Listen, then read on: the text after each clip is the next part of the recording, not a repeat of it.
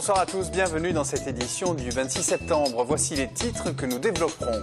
La communauté musulmane de Toulouse s'exprime pour dénoncer les terroristes de l'État islamique.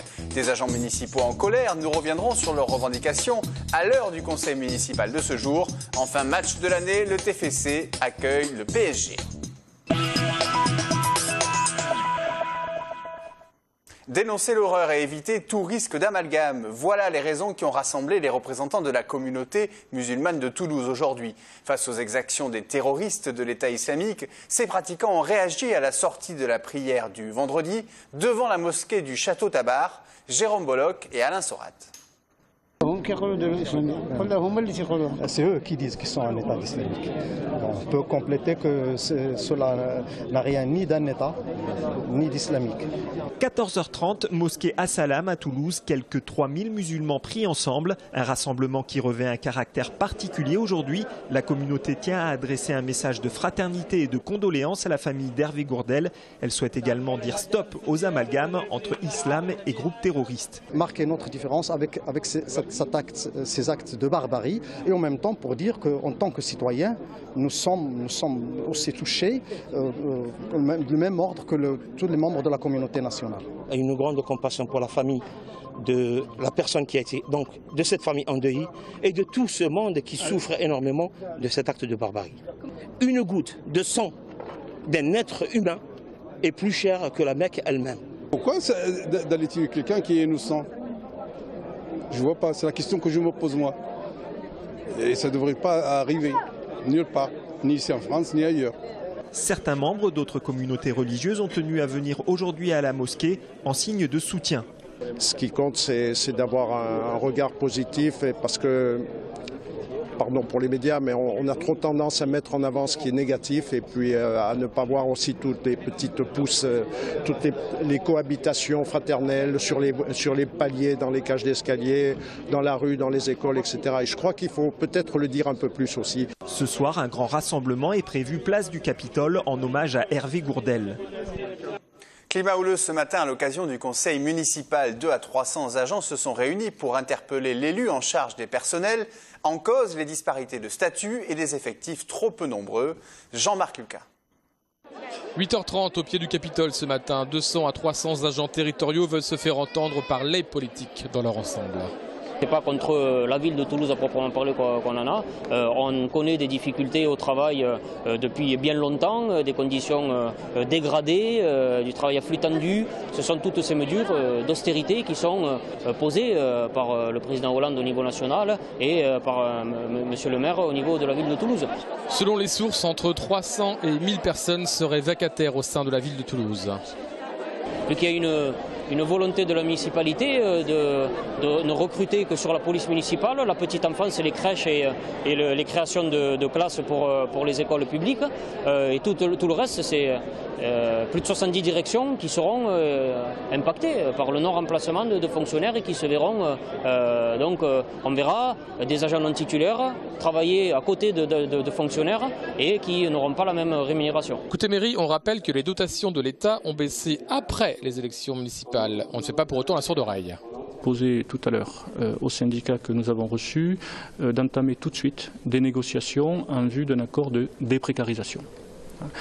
Car effectivement, les emplois CDD ne sont pas faits pour pourvoir des emplois permanents. Donc ils doivent être utilisés pour des remplacements de maladies de courte durée, pour des emplois saisonniers. La municipalité veut aussi, semble-t-il, retisser un lien avec les fonctionnaires territoriaux. Nous avons la clé de faire baisser le taux d'absentéisme maladie. Donc, en améliorant les conditions de travail, nous devrons arriver à améliorer le taux de présence. Donc nous aurons moins besoin de recourir à des emplois temporaires. Absentéisme, mal-être, bref, au conseil municipal, chacun se renvoie la balle de la responsabilité. Savez-vous ce qu'est une Smart City ou ville intelligente? C'est une façon nouvelle d'envisager le fonctionnement global d'une ville en s'appuyant sur les technologies de l'information et de la communication. Un exemple, connecter entre elles des habitations productrices d'énergie pour alimenter un réseau local. Barcelone, Londres ou Paris se sont déjà engagés dans cette démarche et c'est également le cas de Toulouse depuis hier grâce à la proposition de Bertrand Serp en conseil communautaire. Il nous en dit plus au micro de Marlène Canal. Aujourd'hui, il n'y a pas vraiment ni de métropole, ni de ville qui sont vraiment rentrées dans une démarche Smart City. Et l'ambition du président de la métropole et notre ambition, c'est de vraiment être un des leaders donc en France dans cette démarche Smart City. Donc des exemples, ça peut être effectivement au niveau des transports, qu'on pourrait imaginer des applications qui permettent sur smartphone de pouvoir anticiper ses déplacements ou tout simplement mieux se déplacer dans la ville. Au niveau de l'énergie, comment pourrait-on penser demain une ville qui éclaire mieux, qui dépense moins, ou tout simplement pour la silver economy, qui est une économie en devenir, comment penser demain nos maisons de retraite avec des usages numériques pour le bien-être des seniors. Donc, vous voyez, toute cette démarche-là est une démarche qui, je pense, est importante, que nous devons dès à présent mettre en marche et travailler pour que d'ici la mandature, d'ici 5-6 ans, nous puissions être comptables vis-à-vis des Toulousains de notre travail. Vie politique toujours pour vous rappeler la tenue ce dimanche des élections sénatoriales. La moitié des 348 sénateurs va être renouvelée pour un mandat de 6 ans. En Haute-Garonne, 5 postes sont à pourvoir. Vous n'avez pas à vous déplacer aux urnes car ce scrutin, ce sont les grands électeurs qui votent, soit les conseillers généraux, régionaux et municipaux. Au niveau des enjeux, c'est le basculement à droite du Sénat qui est dans la balance. Sur les 178 sénateurs à renouveler, 96 sont de droite, 82 de gauche. Si la droite grappille 7 sièges à la gauche, la Haute Assemblée changera de couleur politique. On s'arrête à présent sur une initiative gustative et de partage ce soir à la salle Jean Mermoz, un repas gastronomique qui est organisé par l'épicerie solidaire Mayol du Mirail, une initiative dans le cadre de Toulouse à table, déclinaison locale de la fête nationale de la gastronomie. Les bénéficiaires de ce repas ont également participé à son élaboration, l'assurance d'un moment rare pour la plupart d'entre eux. Pascal Solaire. Dernier préparatif avant le repas gastronomique de ce soir, salle Jean Mermoz. Ces retraités du Mirail sont bénéficiaires de l'épicerie solidaire Mayol. Ce soir, elles goûteront les plats savoureux qu'elles ont préparés comme ce gazpacho. Des plats qu'elles ont appris à cuisiner avec 3 grands chefs toulousains qui participent à l'événement et dont elles gardent un bon souvenir. Ça a été un bon moment de complicité, tout ça, d'échange. C'est enrichissant, hein. De toute façon, le contact avec les gens, le contact avec les chefs, je vous dis, ça apporte toujours quelque chose. La plupart des plats cuisinés par les bénéficiaires contiennent des légumes frais, car au-delà de la convivialité, l'objectif du repas est d'apprendre à mieux s'alimenter. Notre tâche, c'est aussi de faire découvrir des nouvelles choses, de réapprendre à manger aux gens et de lutter contre l'obésité. Quand on n'a pas de sous, les fruits et les légumes, on n'en achète pas. Parce que c'est trop cher. Il faut les éduquer sur la façon de les cuisiner et puis il faut surtout les éduquer sur les nouveaux légumes. Et nous, on a de la chance parce qu'en Midi-Pyrénées, on a des producteurs qui font des anciens légumes qui sont fabuleux. Des légumes bio vendus dans l'épicerie à 30% de leur valeur réelle, qui proviennent d'agriculteurs locaux issus d'Unitaire, un programme de coopération entre les structures d'aide alimentaire comme le réseau des épiceries solidaires Andes et les petites exploitations agricoles locales. Les agriculteurs que l'on aide, ce sont des agriculteurs qui sont au RSA, bien souvent, qui sont en cessation de paiement. Donc vraiment, on les aide à remonter la pente ou à payer leurs dettes aussi, à leur retrouver des circuits, d'autres circuits une fois qu'ils sortent d'Unitaire pour pouvoir justement travailler. De la fourche à la fourchette, tous les acteurs de la chaîne alimentaire et tous les milieux sociaux seront réunis ce soir pour le plaisir des papilles. 300 convives sont attendus. Sport à présent et football pour débuter. Sur les 11 dernières confrontations, le TFC ne s'est plus imposé face au PSG. Sur une dynamique positive, les hommes d'Alain Casanova veulent inverser la tendance dans une rencontre à part. Comment bien négocier le match de l'année? Samuel Prieur et Arthur Tira. 4 jours après sa belle victoire 3-0 à Rennes, le TFC accueille demain 17h le Paris Saint-Germain sans Zlatan Ibrahimovic blessé. Paris affrontera Barcelone mardi, un contexte qui peut profiter aux Toulousains.